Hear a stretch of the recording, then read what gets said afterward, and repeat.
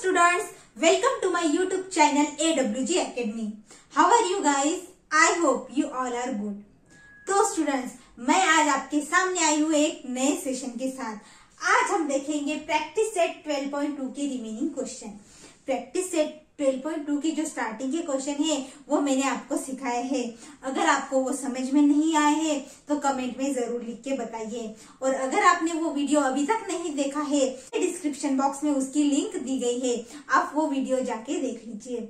और स्टूडेंट्स, और एक बात, अगर आपने मेरे चैनल को अभी तक सब्सक्राइब नहीं किया है तो मेरे चैनल को जरूर सब्सक्राइब कीजिए। चैनल का नाम है AWG Academy। तो स्टूडेंट्स, चलिए हम बिना देरी किए आज के सेशन को हम स्टार्ट करेंगे। तो आप भी रेडी हो जाइए आज के सेशन को एंजॉय करने के लिए। अब यहाँ पे है क्वेश्चन नंबर 6। आज हम क्वेश्चन नंबर 6 देखेंगे। क्या है question number 6? Some tickets of ₹200 and some of ₹100 of a drama in a theater were sold। तो यहाँ पे कुछ टिकट्स है, कुछ 200 रुपीज की टिकट्स है और कुछ 100 रुपीज की टिकट्स है, वो बेच दी गई है। Okay, the number of tickets of ₹200 sold was 20 more than the number of tickets of ₹100। जो 100 रुपीज की टिकट्स है, ओके, और वो बेच दी गई है, वो उससे 200 वाली टिकट्स कितनी ज्यादा है? 20 ज्यादा है। The total amount received by the theatre by sale of tickets was ₹37,000। अब जो टोटल अमाउंट है 200 रुपीज की टिकट्स बेचने के बाद और 100 रुपीज की टिकट्स बेचने के बाद जो टोटल अमाउंट कलेक्ट हुई है वो कितनी है? 37,000 है। Find the number of ₹100 ticket sold. तो 100 रुपीज की कितनी टिकट सोल्ड हुई है, कितनी टिकट्स बेची गई है, वो हमें यहाँ पे निकालनी है। तो चलिए स्टूडेंट्स, हम यहाँ पे लिखते हैं। हमें तो पता ही नहीं है कि 100 रुपीज की कितनी टिकट्स बेच दी गई है, तो हम यहाँ पे मानते हैं, यहाँ पे लिखेंगे let the number of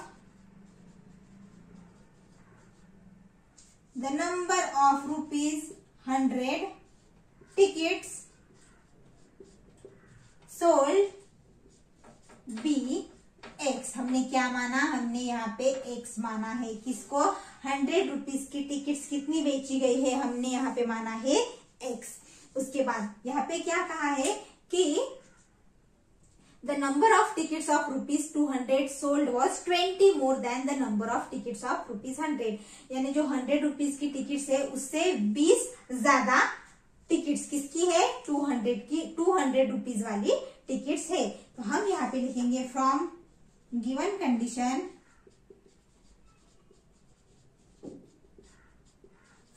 condition the number of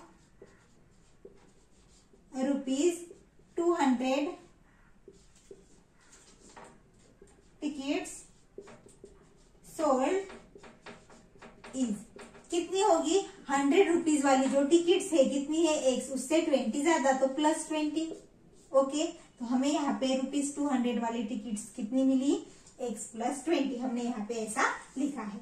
अब आगे क्या कहा है कि the total amount received by the theatre by sale of tickets was ₹37,000। यानी टोटल अमाउंट कितनी कलेक्ट हुई है थिएटर के पास? 37,000 कलेक्ट हुई है। हम यहाँ पे लिखेंगे total amount received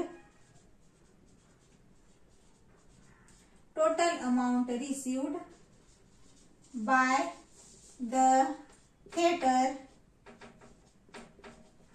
is 37,000। Okay, ऐसा हमने यहाँ पे लिख लिया। अब टोटल अमाउंट हम यहाँ पे लिखेंगे टोटल अमाउंट। अब टोटल अमाउंट यानी क्या कि जो 100 रुपीज की टिकट्स बेचने के बाद और 200 रुपीज की टिकट्स बेचने के बाद जो टोटल अमाउंट मिली है वो है 37,000। तो हम यहाँ पे ऐसा लिखेंगे कि 200, ये 200 वाली टिकट्स है ना, 200 इंटू X +20। अब ये 200 वाली की टिकट्स कितनी बेची है? X +20। तो इसको मैंने यहाँ पे मल्टीप्लाई किया। अब आपके दिमाग में ये क्वेश्चन आया होगा कि इसको मल्टीप्लाई क्यों किया? क्योंकि स्टूडेंट्स देखिए, अगर कुछ चॉकलेट है, ओके, ये एक चॉकलेट है, ये चॉकलेट है 5 रुपए की। कितने रुपए की है? 5 रुपए की। और उसे हमें बेचना है, 4 चॉकलेट हमें बेचने हैं। ये कितने रुपए की है? ये है 5 रुपए की और हमें 4 चॉकलेट बेचना है। तो टोटल अमाउंट कितनी मिलेगी? टोटल अमाउंट होगी 20, क्योंकि हमने क्या किया? 5 into 4 किया। टोटल अमाउंट हमें जब निकालना पड़ता है तो हमें उसको मल्टीप्लाई करना पड़ता है। तो 5 into 4 कितना हुआ? 20 हुआ।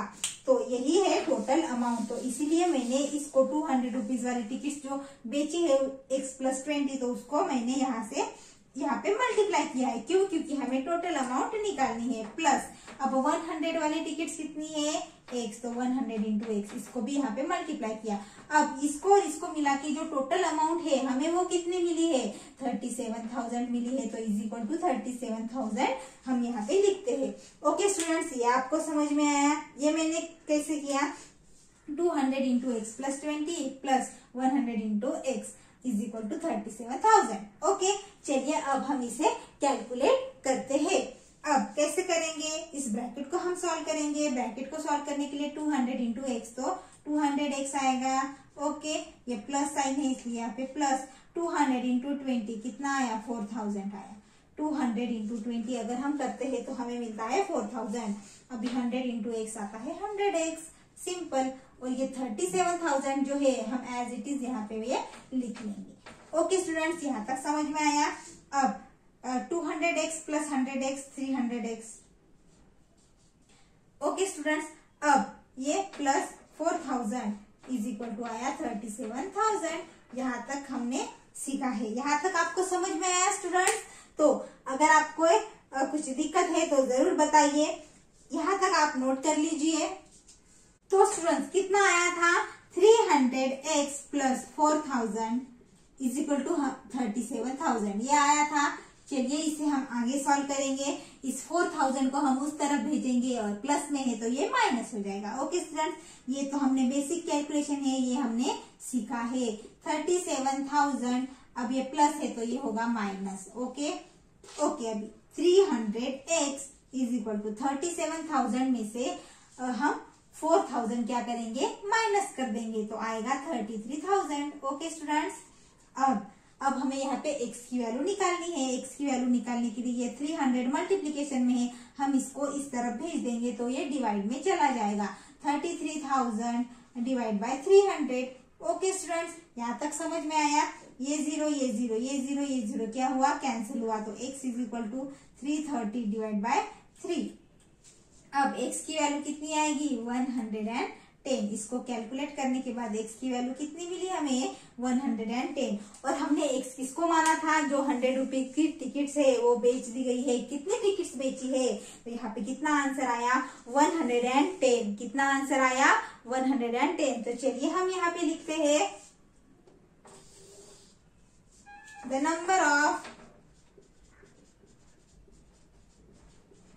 ₹100 tickets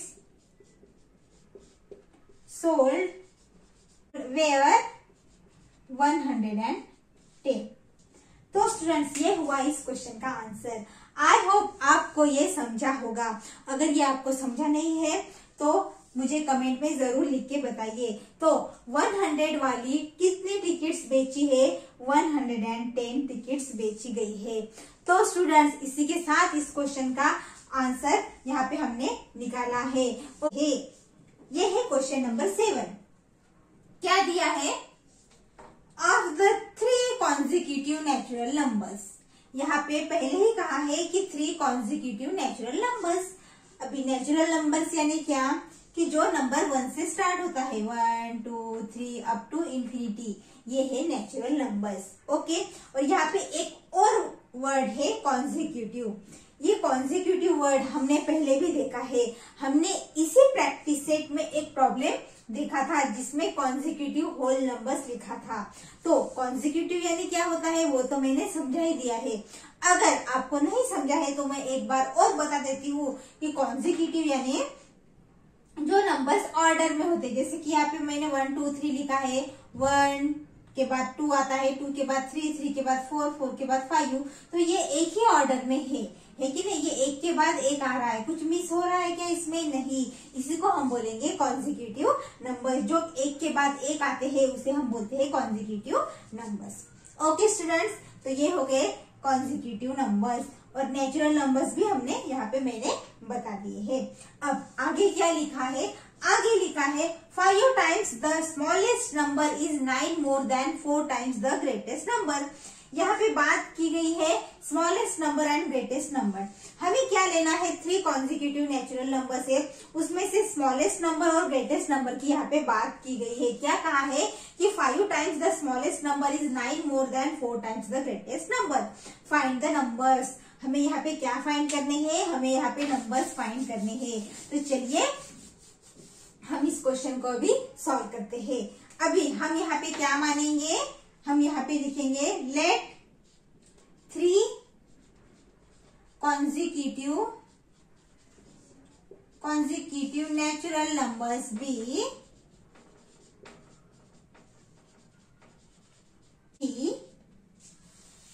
x।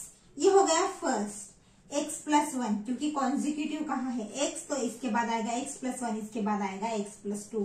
Consecutive natural numbers हमने माने हैं। कौन कौन से? x plus 1 and x plus 2। तो हमने यहाँ पे क्या माना है? Let 3 consecutive natural numbers be x plus 1 and x plus 2। अब आगे क्या कहा है? 5 टाइम्स द स्मॉलेस्ट नंबर। तो ये तो 3 नंबर है, ये हो गया सबसे स्मॉल नंबर और ये हो गया सबसे बड़ा नंबर। ओके, इसको हम स्मॉलेस्ट मानेंगे और इसको ग्रेटेस्ट। तो क्या लिखा है? 5 टाइम्स द स्मॉलेस्ट नंबर। तो यहाँ पे मैं लिखती हूँ कि 5 टाइम्स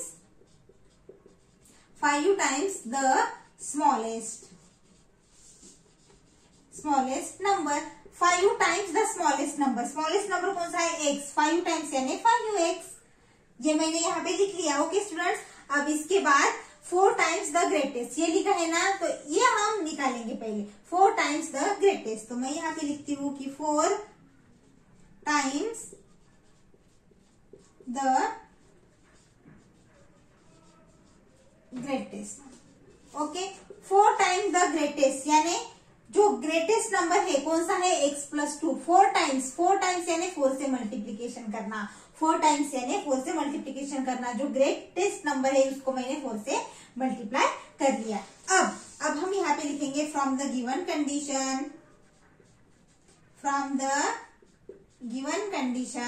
कंडीशन क्या दी गई है कि यहाँ पे लिखा है 5 times the smallest number is. 5 times the smallest number यानी ये 5 times the smallest number is 9 more than 4 times the greatest number. 4 times the greatest number यानी ये है। 4 टाइम्स द ग्रेटेस्ट नंबर कौन सा है? ये है। 9 मोर देन का मतलब क्या होता है? उसमें हम 4 ऐड, 9 मोर देन, उसमें हम 9 ऐड करेंगे। इसमें हम क्या करेंगे? अभी 9 ऐड करेंगे, तो प्लस 9 यहाँ पे मैंने लिख लिया। तो चलिए स्टूडेंट्स, इसको हम आगे सॉल्व करेंगे। तो यहाँ पे 5x है, तो 5x मैंने वैसे के वैसे यहाँ पे लिखा। अभी इस ब्रैकेट को पहले सॉल्व करेंगे। ये 4 मल्टीप्लीकेशन में है, तो 4 into x 4x plus 4 into 2 आता है 8 प्लस ये 9। 5x is equal to 4x plus 8 plus 9 17। 8 plus 9 कितना? 17। तो अब यहाँ पे आगे सॉल्व करूंगी 5x। ये 4x की टर्म है ना, मैं इस तरफ लाऊंगी, तो ये प्लस में है, ये हो जाएगा यहाँ पे माइनस में। इस तरफ जाने के बाद ये 17 के 17 मैंने यहाँ पे लिख लिए। तो स्टूडेंट्स, यहाँ तक आपको समझ में आया? तो आप नोट कर लीजिए, हम इसे आगे सॉल्व करेंगे। तो स्टूडेंट्स, कितना आया था? 5x minus 4x is equal to हमें मिला था 17। ओके स्टूडेंट्स, अभी 5x माइनस 4x कितना होता है? x is equal to 17। तो हमें x की वैल्यू मिली, कितनी मिली? 17। और हमने जो स्मॉलेस्ट नंबर था वो x माना था, यानी हमें स्मॉलेस्ट नंबर कितना मिला? हमें 17। तो चलिए हम बाकी के नंबर अभी निकालते हैं। तो सेकंड नंबर था x प्लस 1 यानी 17 plus 1। 17 plus 1 is equal to होता है 18। और थर्ड नंबर था यानी ग्रेटेस्ट नंबर था x+2 यानी 17+2, 17+2 इज इक्वल टू होता है 19। तो ये हमारे 3 कॉन्जिक्यूटिव नेचुरल नंबर्स हुए। कितने? ये 3 कॉन्जिक्यूटिव नेचुरल नंबर 17, 18 और 19। तो हम यहाँ पे लिखते हैं the 3 consecutive natural numbers are 17, 18, 19 respectively। तो स्टूडेंट्स, ये हुआ हमारा इस क्वेश्चन का आंसर। आप नोट कर लीजिए। हम अगला क्वेश्चन देखते हैं। तो स्टूडेंट्स, ये है हमारा 8th क्वेश्चन। चलिए हम इसे सॉल्व करते हैं। क्या है question? Raju sold a bicycle to Amit at 8% profit. Raju ने क्या किया? बाइसिकल बेच दी अमित को 8% प्रॉफिट में। Okay, Amit repaired it spending ₹54। Amit ने क्या किया? उस बाइसिकल को रिपेयर किया और उसको कितने पैसे लगे? उसको ₹54। Then he sold the bicycle to Nikhil. Amit ने क्या की? वो बाइसिकल निखिल को बेच दी for ₹1134 with no loss no profit. उसको लॉस भी नहीं हुआ है और प्रॉफिट भी नहीं हुआ। Find the cost price of the bicycle for which Raju purchase it. तो हमें क्या फाइंड करना है? हमें बाइसिकल की कॉस्ट प्राइस निकालनी है। ओके, तो चलिए हम यहाँ पे लिखते हैं let cost price of bicycle that Raju purchased be ₹X। तो हमने कॉस्ट प्राइस क्या मानी है? X मानी है। ओके, राजू ने वो पहले बाइसिकल बेच दी अमित को, लेकिन उसकी कॉस्ट प्राइस क्या है? एक्चुअली उसकी कॉस्ट प्राइस क्या है वो हमें अभी निकालनी है। तो हमने उसको क्या माना है? X। Let cost price of bicycle that Raju purchased be ₹X। Okay students, अब Raju sold a bicycle to Amit at 8% profit. Raju ने अमित को वो बाइसिकल बेच दी 8% प्रॉफिट में। तो हम यहाँ पे लिखेंगे Raju sold a bicycle to Amit for ₹, कितने में? 8% प्रॉफिट में उसने अमित को वो बेच दी, यानी X प्लस, ये तो कॉस्ट प्राइस हुई, प्लस 8% प्रॉफिट। 8% प्रॉफिट किस पे? X पे। तो ऐसे यहाँ पे मैंने लिखा। ये समझा मैंने क्या लिखा? ये है कॉस्ट प्राइस और 8% प्रॉफिट में वो बेच रहा है अमित को, तो ये 8% प्रॉफिट जो है ये यहाँ पे ऐड होगा कॉस्ट प्राइस पे। ओके, तो मैंने ऐसा लिखा। तो इसको हम सॉल्व करेंगे। X plus 8/100 into X। तो इसको कैसे सॉल्व करेंगे? अब हम चलिए हम इसको डिवाइड करेंगे।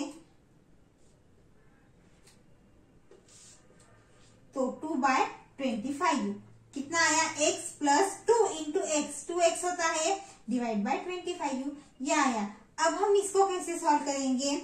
इसको हम यहाँ पे 25 है तो ये 25 ले लेंगे। ओके, इसके डिनोमिनेटर में कुछ नहीं है यानी 1 है।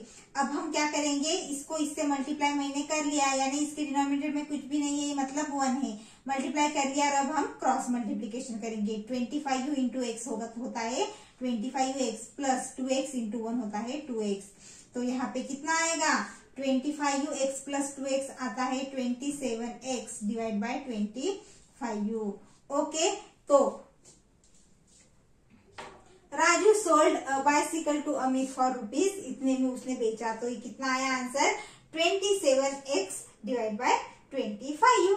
तो अब अमित को इतने ₹, में उसने राजू ने बेच दिया। अब आगे क्या कहा है कि अमित रिपेयर्ड इट स्पेंडिंग ₹54।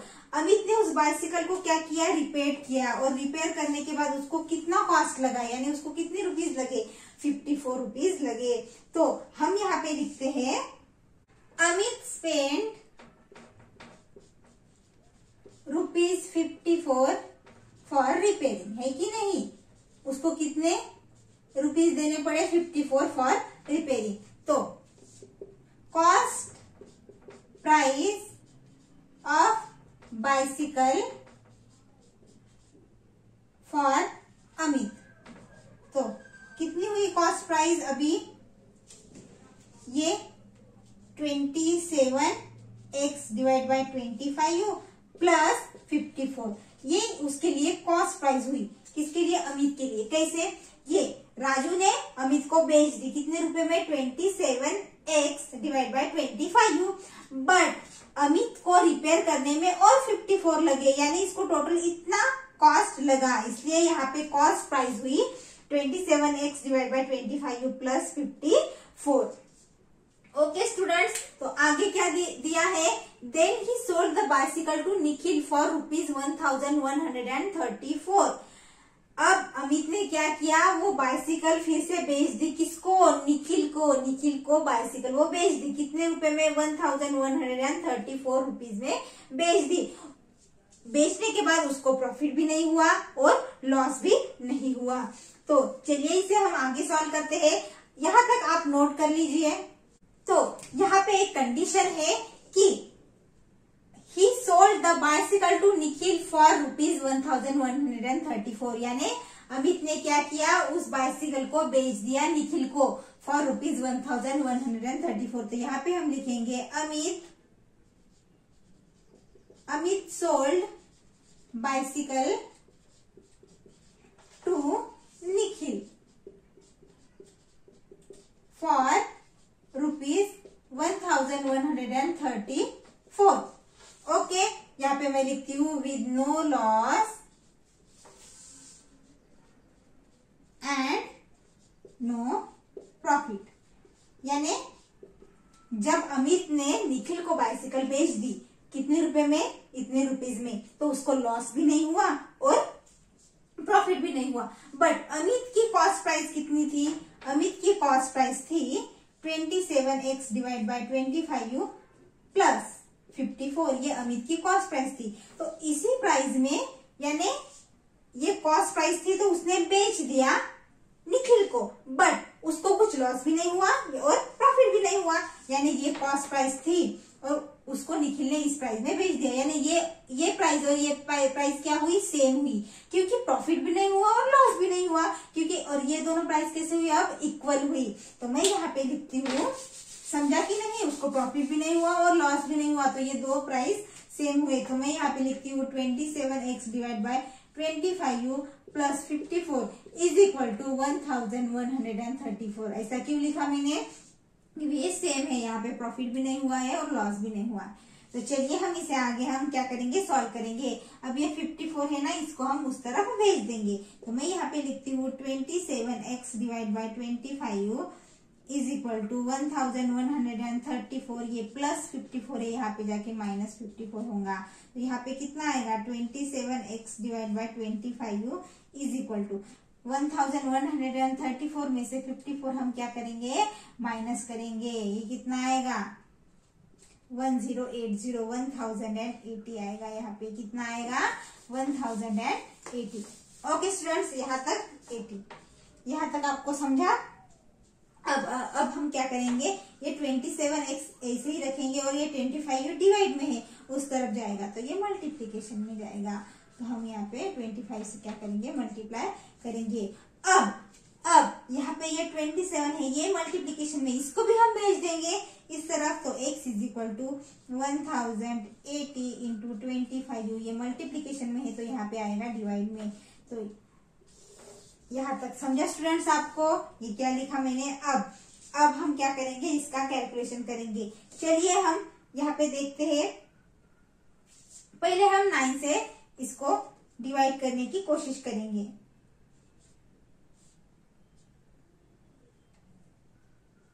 120 आया। ओके स्टूडेंट्स, तो x is equal to 120 into 25u, ये बेसिक कैलकुलेशन है, आपको ये समझता है। 3 से हम 120 को भी डिवाइड कर लेंगे।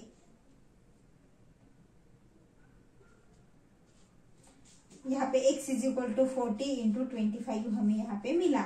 इसका कैलकुलेशन करें, कितना आता है, x इज इक्वल टू आता है 25 इंटू 4 आता है 100 और ये 0, यानी x की वैल्यू हमें यहाँ पे मिली 1000। x की वैल्यू यहाँ पे हमें कितनी मिली, 1000 मिली। तो कॉस्ट प्राइस कितनी हुई, हमें यहाँ पे क्या फाइंड करना है, the cost price of the bicycle for which Raju purchase it.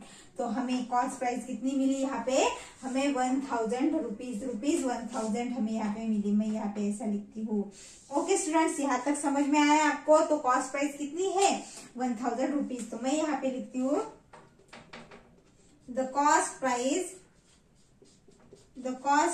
Price of bicycle that Raju purchased is 1000 rupees। तो स्टूडेंट्स, ये हुआ इस क्वेश्चन का आंसर। आई होप आपको ये समझा होगा। तो स्टूडेंट्स, इसी के साथ ही मैं आज के सेशन को यहाँ पे स्टॉप करती हूँ। आई होप आपको ये सेशन समझ में आया होगा। अगर कुछ दिक्कत है, कुछ प्रॉब्लम है, कुछ समझ में नहीं आया तो कमेंट में जरूर लिखिए। हम मिलते हैं अगले वीडियो में। बट स्टूडेंट्स, आपने अभी तक मेरे वीडियो को लाइक नहीं किया है, तो मेरे वीडियो आपको हेल्पफुल लगते हैं तो मेरे वीडियो को लाइक कीजिए।